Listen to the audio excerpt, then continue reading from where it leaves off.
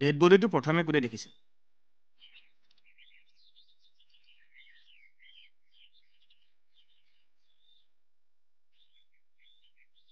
ৰাতুল দা, dead বডিটো কোনে দেখিছিলে সুধিছে।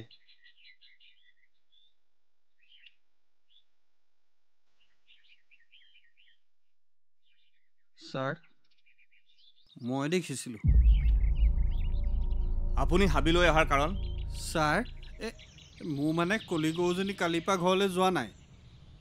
ইফালে সিফালে গোটেইখন বিচাৰিলোঁ, ক'তো নাপালোঁ। আহি এই হাবি পালোহি। এইফালে গৰুজনী মই মাতটো শুনিলোঁ। গৰুজনী বিচাৰি যাওঁ তেনেই দেউক পৰি থকা দেখিলোঁ। মোৰ দেখি মানে একদম বুকু চমচমাই গ'ল ছাৰ। তেহে গাঁৱৰ মানুহক গৈ খবৰ দিছোঁ গৈ। আপুনি ডেড বডিটো চুইছিল নেকি? ছাৰ,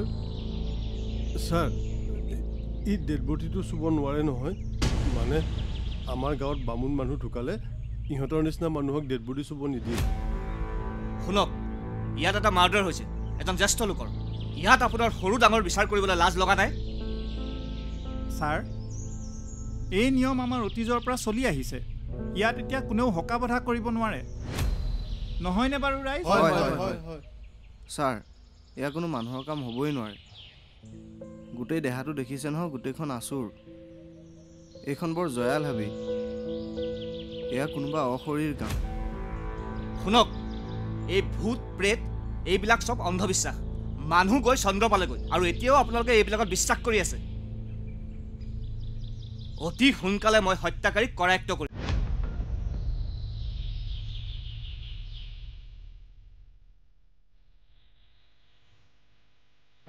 চৌধুৰী ছাৰ, এম্বুলেঞ্চৰ কথা হ'লনে?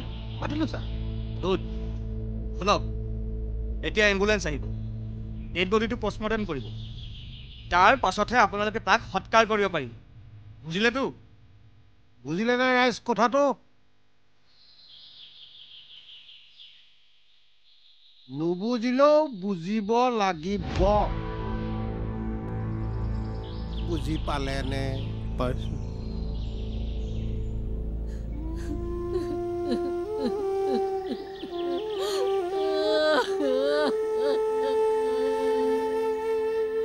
এতিয়াৰে পৰা সম্পূৰ্ণ খণ্ড উপভোগ কৰক কেবল টিভিত ৰং চেনেলত।